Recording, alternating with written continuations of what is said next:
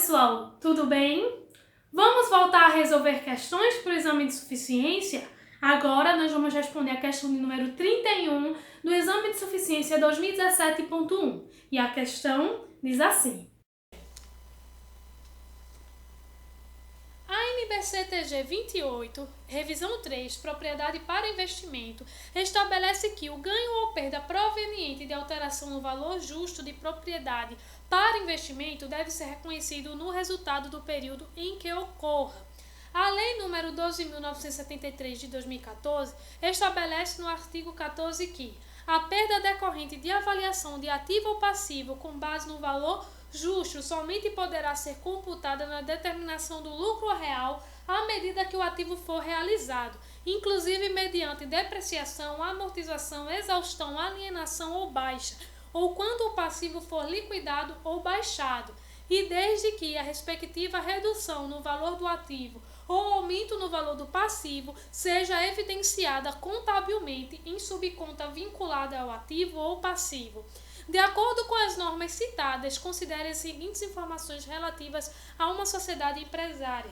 É tributada pelo lucro real apurado anualmente, possui um terreno classificado como propriedade para investimento, mensurado ao valor justo. Em 2016, reconheceu no resultado do período uma redução no valor de 500 mil, decorrente da mensuração a valor justo do terreno com reflexo em subconta vinculado ao ativo. Considerando-se as informações apresentadas e as normas mencionadas e que a perda é dedutível da base de cálculo do tributo sobre o lucro no momento da venda, é correto afirmar que, no ano de 2016, a sociedade empresária reconhece um ganho no resultado no valor de 500 mil e efetua uma exclusão no lucro líquido para efeito da apuração do lucro real nesse valor.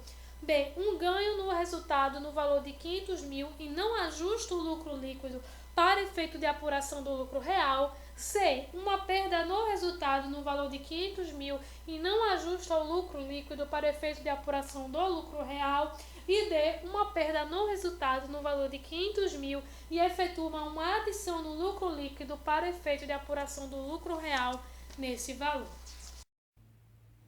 Bom, pessoal, essa questão vem discutir um pouco a questão do lucro real, certo? Bom, no lucro real nós sabemos que nós temos o lucro lá na demonstração de resultado, o lucro contábil, e aí são necessários realizar algumas adições e exclusões a esse lucro contábil para achar então o lucro real, certo?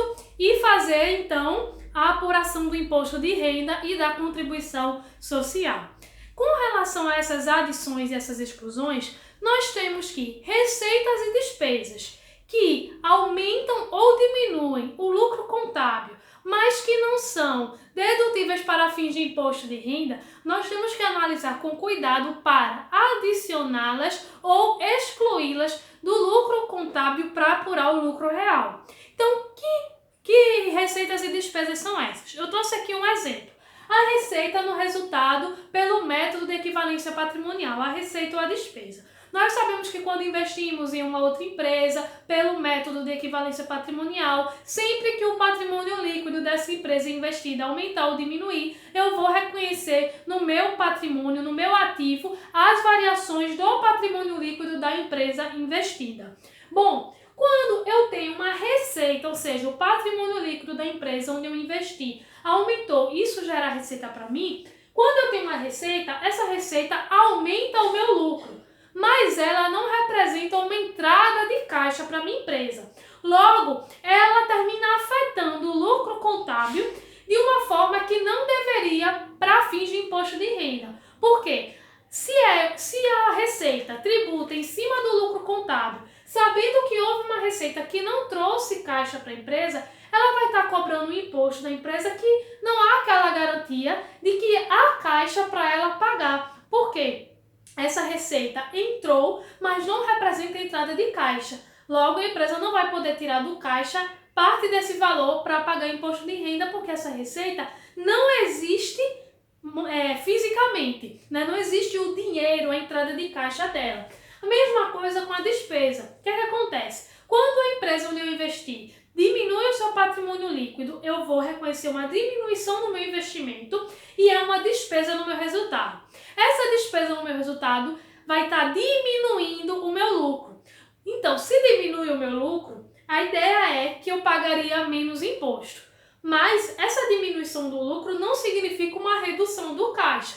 Então, não significa que você não tem condições de pagar. Então, o que acontece? Quando eu tenho uma receita pelo método de equivalência patrimonial, eu normalmente diminuo o lucro contábil desse valor para fins de imposto de renda. Na despesa é o inverso. Se ela diminui o meu lucro contábil, eu vou fazer o quê? Eu vou aumentar para fins de imposto de renda, para fins de cálculo do lucro real. A questão nos fala de uma perda que houve por a avaliação de um ativo imobilizado a valor justo. E a própria questão traz o artigo da lei que diz que, ocorrendo essa perda, eu posso reconhecer sim para fins de lucro real à medida que o bem for sendo realizado.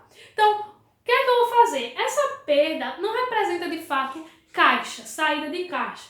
Logo, é como esse caso do resultado do método de equivalência patrimonial. Ele diminui o lucro da empresa sim, mas para fins de imposto de renda, eu vou adicionar na base de cálculo do lucro real, vou fazer uma adição. Então, na minha questão 31, na nossa questão 31, a alternativa certa é a alternativa D, que diz assim: eu vou reconhecer uma perda no resultado, no valor de 500 mil, que foi essa perda pela mensuração do ativo imobilizado, e vou efetuar uma adição no lucro líquido para efeito de apuração do lucro real nesse valor. Tudo certo então, pessoal? Espero que vocês tenham gostado, que vocês tenham compreendido. Curta a nossa página lá no Facebook, se inscreva no canal do YouTube e eu vejo vocês no próximo vídeo.